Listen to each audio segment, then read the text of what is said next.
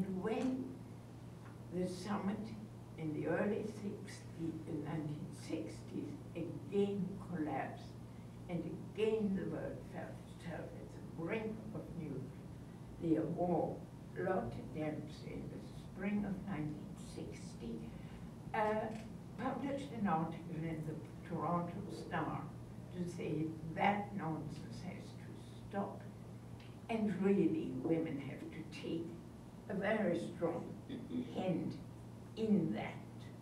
Out of this came, with the subsequent immediate resonance, the meetings out of which then in July 1960, under the initiative of Helen Tucker, who had already been very active on the United Nations and other things, an organization was formed to do just that.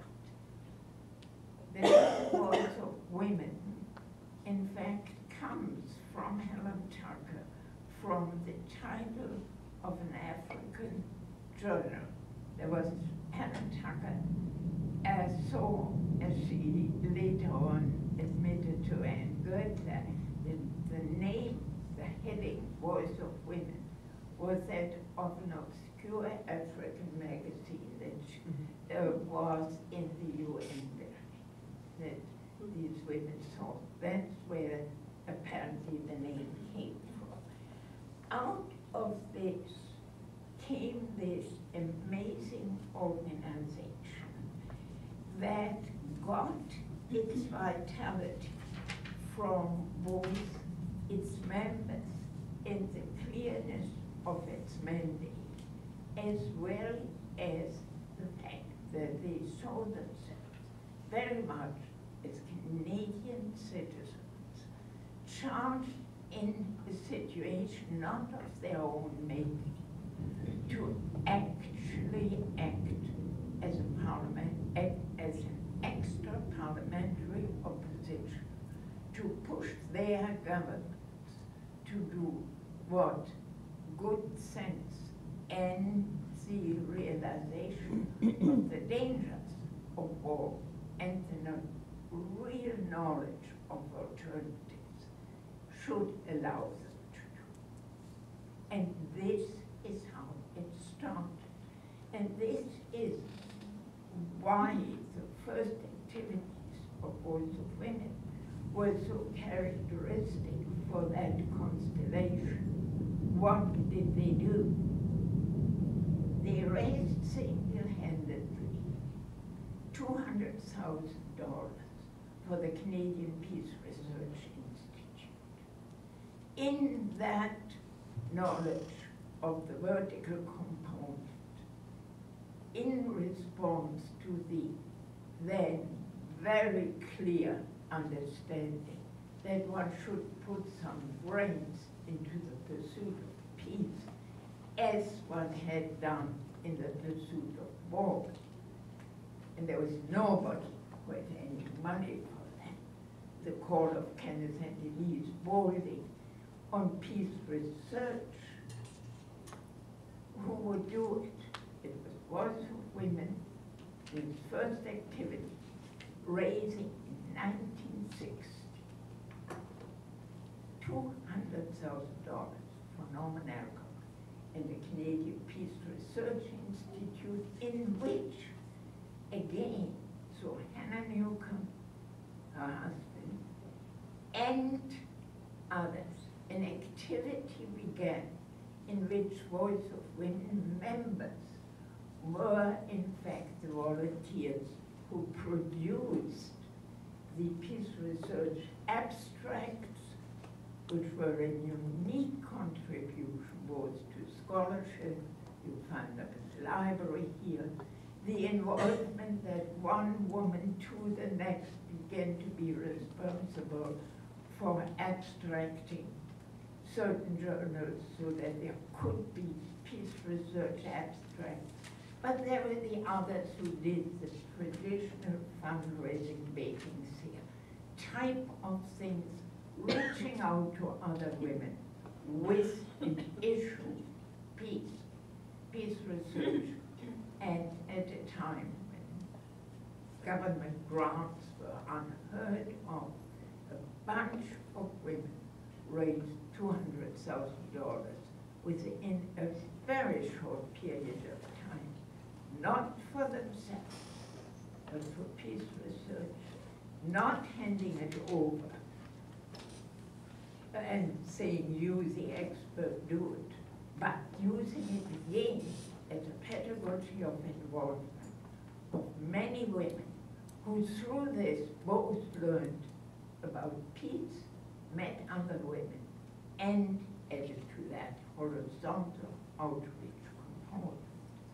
But at the same time, in the movement sense, it put facts that were either not known or desired to be not suitable for distribution, such as the effects of nuclear fallout and many others, knowledge from the Soviet Union, the image of the enemy, into a much broader circle.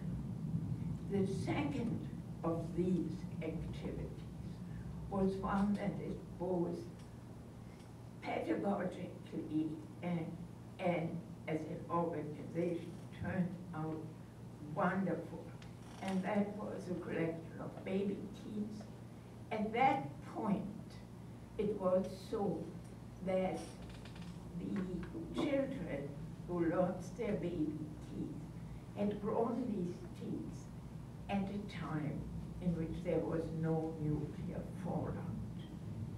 That would never, ever happen again.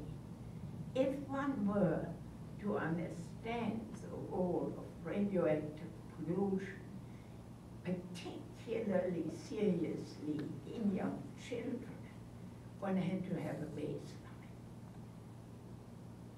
None of the scientific establishments would establish a baseline, except that one could have the baby teeth of children very broadly based across the country, together with information from their mothers, where they grew up, whether they were breastfed, whether they had, how their diet was.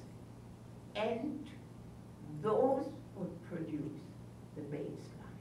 Out of this came, and there are still people who I meet who say, when I was young, my mother collected baby teeth and for the kids a little button that says, I gave my tooth to science.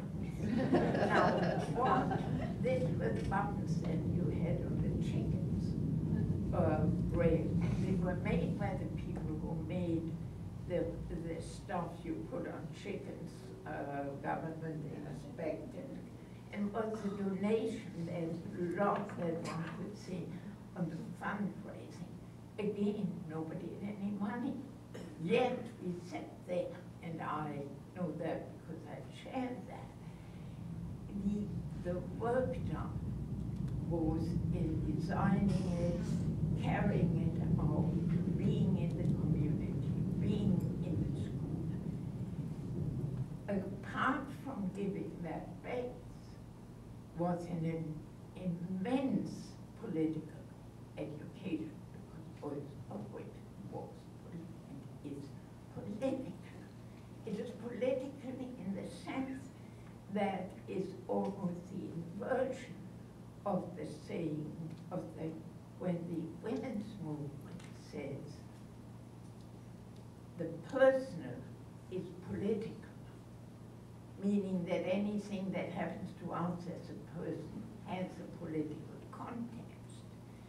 Was women very much was of that school to say the personal and the political also link, because the political is personal.